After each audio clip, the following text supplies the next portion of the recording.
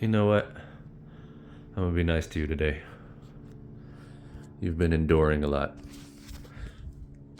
Yo! We're back. It's the next day. I'm just no longer gonna say, I don't know when I'll see you guys again, because I keep seeing you guys.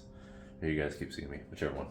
But yesterday, when I made the wiring harness video, I was disappointed in myself that I couldn't find these instructions that I just found, or destructions as I like to call them. And I don't have a brake switch on hand, but I do have one in the car. So at least these instructions will show you, also give you a visual on how to do it. And then these instructions will tell you, well, these instructions should come with your wiring harness anyways. But in case they don't, we're gonna go over some more things. So this is kind of like a LS swap wiring harness video 2.5, something like that. But let's first start with the brake switch, since that was something people wanted me to make a video about. So you'll get, it has to be a 4-prong brake switch like this, because you use all 4 prongs, obviously. These come in your early, I think they come in all 99 to early 07 GM trucks, SUVs, basically like that Yukon out there.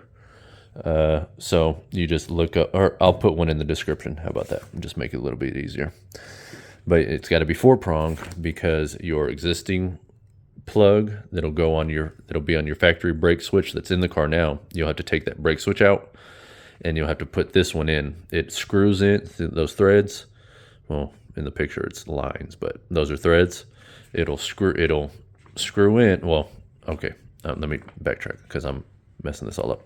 There's 2 like nuts, plastic nut things, and you just stick that through the hole, and the nuts hold it up against the hole piece that you put it through. If that made any sense, because I saw it in my head, but since I'm not giving you guys an actual visual, that it's probably hard to understand. But anyways, so you just take your existing brake switch, which it'll be a 2-prong switch already. So all you'll do is you'll take that existing switch and you put it on those 2 prongs, and it clicks on. It probably goes this way, but it just clicks on just like that. And then all you do from the harness wiring is you take the purple wire. I guess I'll bring it down.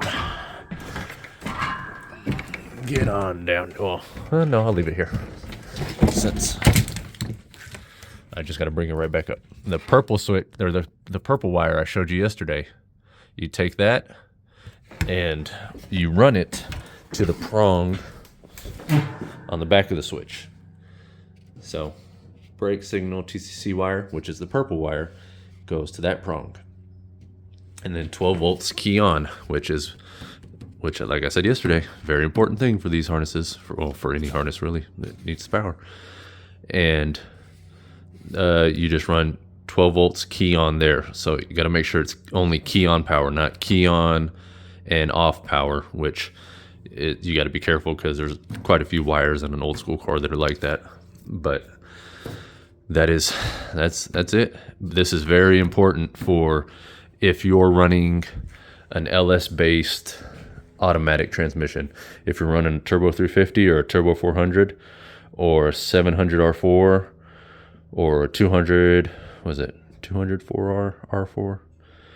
One of the two. Or a 2-speed power glide. This, you don't worry about this. Has nothing to do. That's its own separate thing. You got TV cables and whatnot. So let me try to show you how I have it in my car, which I don't think I've showed this before, but if y'all can actually see it, you might laugh at how I have the brake switch mounted. So we got it. Oh, where are you? So we got, hold on, let me zoom in.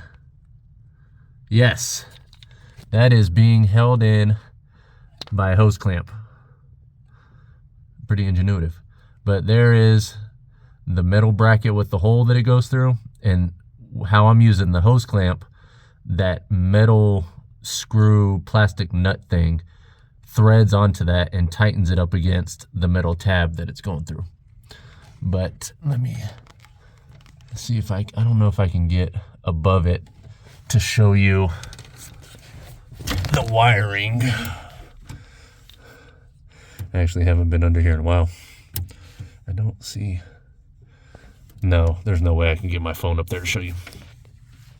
But see, I have the wiring. So for the 12-volt wire to the brake switch, I have it on the tied in to the accessory spot because that's always key on, key off, not key off power, sorry. Always key on power, but has no power when the key is off. And I have just a fusible link running to it. And then this red wire is going to, oh, it's not going to anything. It's going to my cigarette lighter charger thing. So I actually, at first, well, I thought my fuse block wiring, for the harness's fuse block was going to that accessory switch, but I guess not. I have no idea where it's going. So that's cool. I kind of need to remember where that's going. But that's it. So your existing brake light plug, just plop right onto those two, and that's done.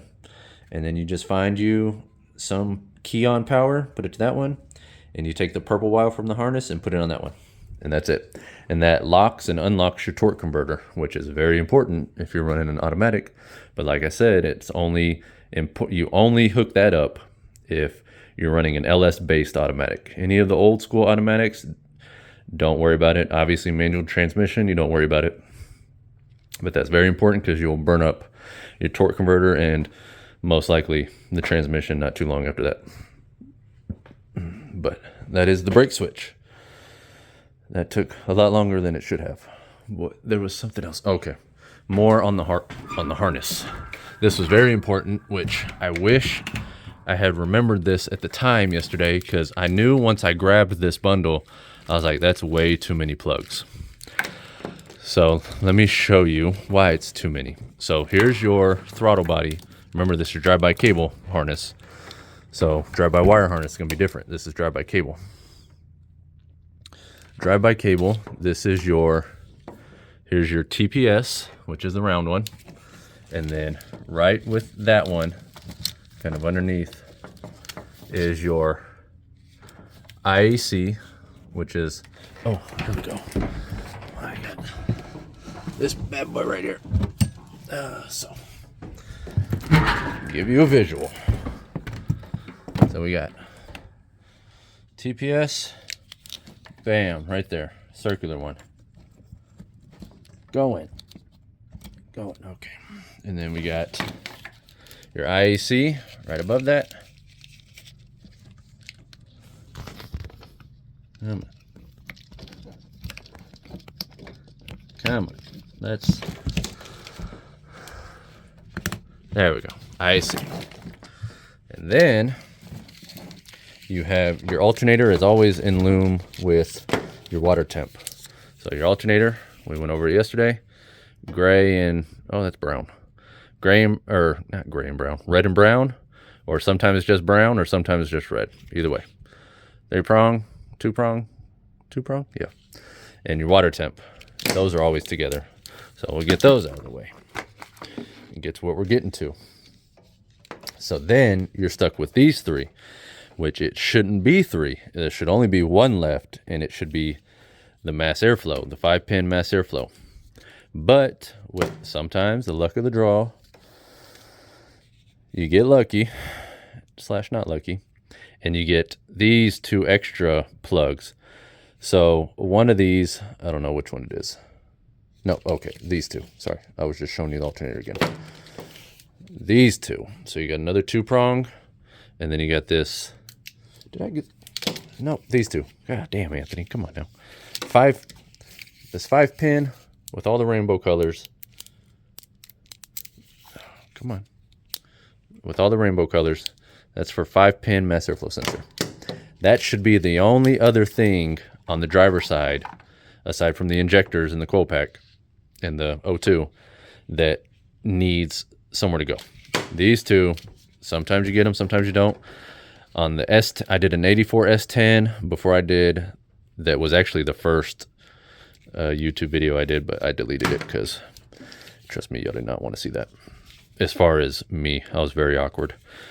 And we got a harness just like this, and you have to get an adapter that plugs this and this together into one, and then on the other end of it is either a 5-pin or it's a kind of a bigger style plug that's for a Gen 4 mass airflow sensor, because this is an IAT sensor.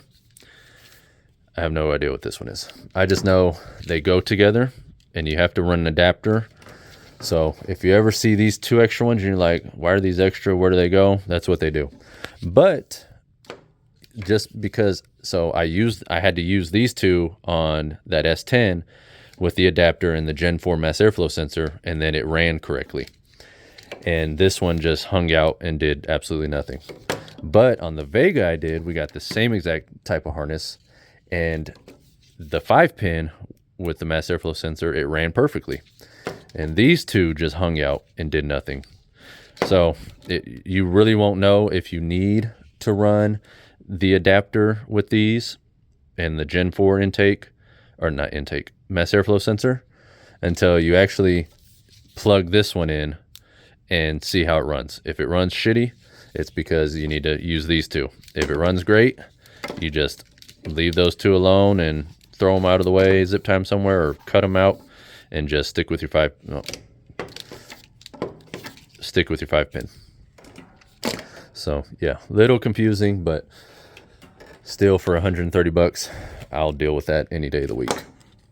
But ouch. Remember, this is drive-by cable only. Drive-by cable, drive-by cable, drive-by cable.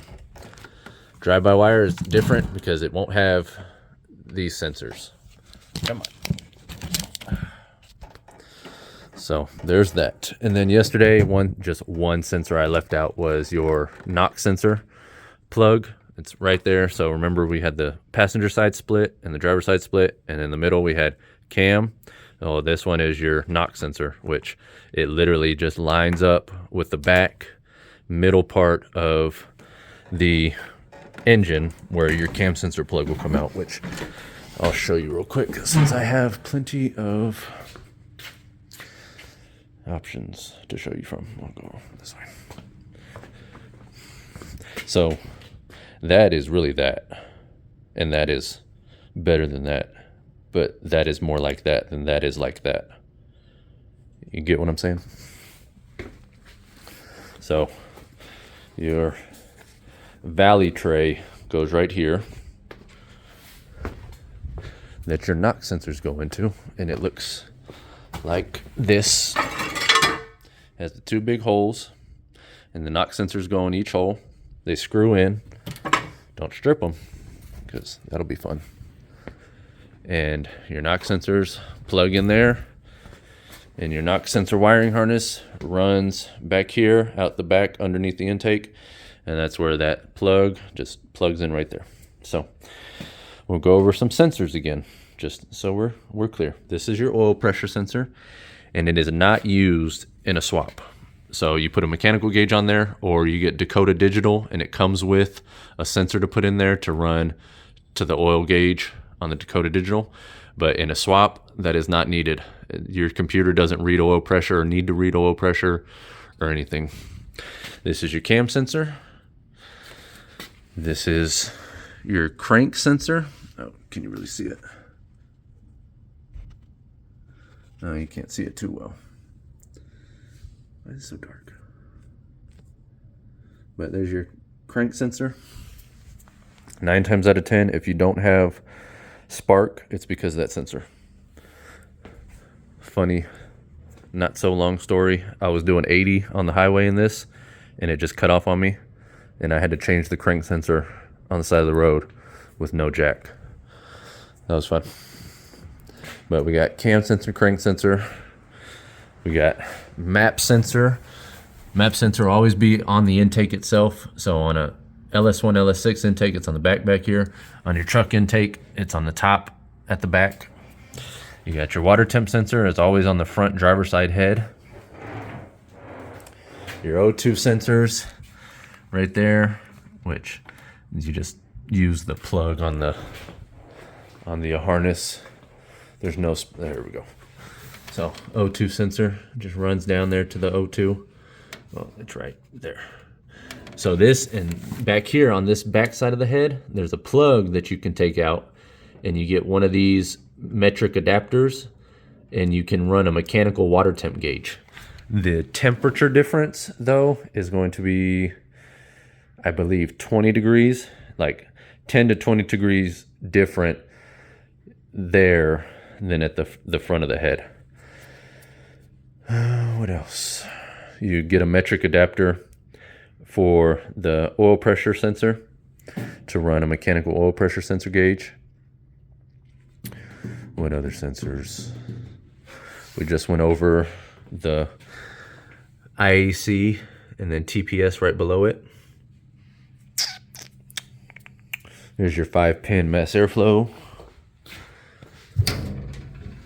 5-pin mass airflow sensor. Coil pack harness. And then your injectors. And then another thing with the harness and the injectors, you have to make sure the injector plugs go to the correct injectors. So, as we'll see on the harness,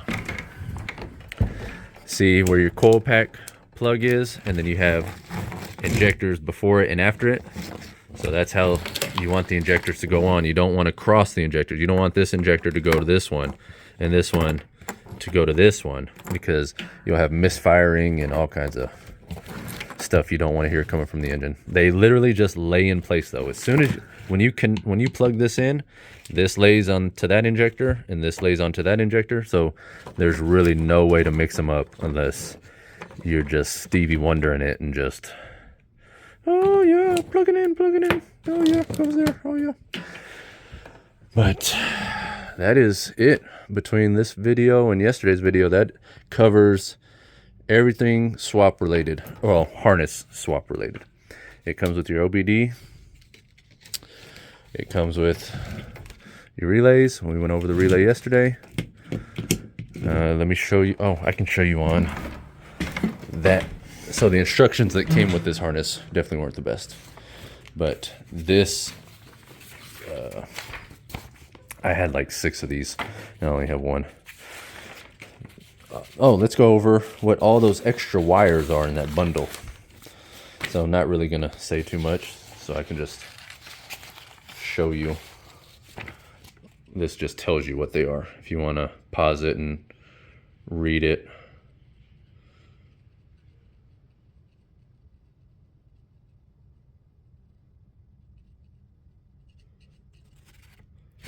Is that it?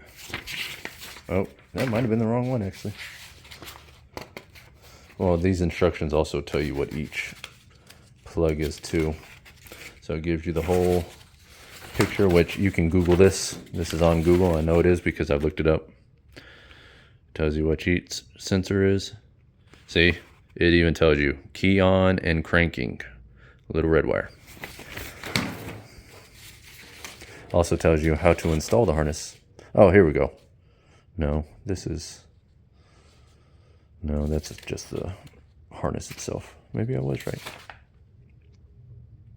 Oh, no, here we go. Okay. This is the side you want to stare at.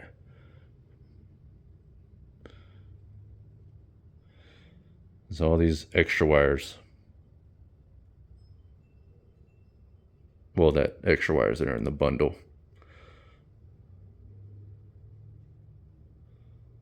So you'll always have a check engine light on if you don't have that mill lamp connected to anything. So if you start it up and you got a check engine light, don't freak out, because if you don't hook that mill lamp ground up, which is your check engine light, you'll always have a check engine light on.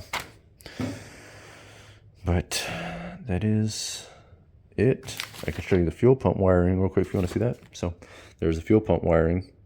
Remember I said one terminal is to the power wire of the fuel pump, and the other terminal is power, just a power wire to that terminal, and that's what kicks on the relay. But that is it. If you guys have any more questions, or if you need me to do a video on something else that I can show you right here before I get into the swap of the Camaro and I can physically show me doing it, just let me know. Hopefully I made that video, the last video on the harness, and this video much easier to understand. I know I'm not forgetting anything now. I really wish I could have put this in yesterday's video, but I guess it's good so that video didn't turn out to be 45 minutes. I'm starting to realize you guys like the shorter videos. And that TikTok attention span, I'm telling you, it's messing y'all up. But that is it until we meet again. Oh, I have shirts coming soon. I have what's it? The rough draft. What do they call it in the t-shirt printing world? Just where you see it before it's printed. I got that. I think y'all like it. I'm only getting 25 shirts to start with, just to see how 20 or 25, just to see if they even sell. And it's cost me like 380 bucks, 400 bucks, something, just to get those shirts. So just being transparent with y'all that it's gonna be 25 bucks a shirt. So I'll make 100 bucks. Maybe. I'll know the final price on the shirts themselves when I go to pay for them. So I may make 100 bucks. I may make 20 bucks. But either way, we'll get some shirts out there. But that's it. I'll go grab a sticker though. Stickers are cheap. They're 5 bucks. And you put them on some rust holes. Cover some rust holes with, why use duct tape now when you got a Krusty Classics garage sticker? So, but I'll see y'all next time. Hope this helps. If you have any questions, put them in the comments. If you're seeing this video 8 years later and you comment, I won't see it. So make sure you do it now. Share it with your friends. On the road to 10K subscribers. It's ridiculous to even think about it. 10,000, where am I at? 8,000 right now? 8,000 people watch me be awkward on camera. And I'm sorry. I said I wouldn't do it this time. I did it. Damn it. But I'll see y'all next time. Go build something.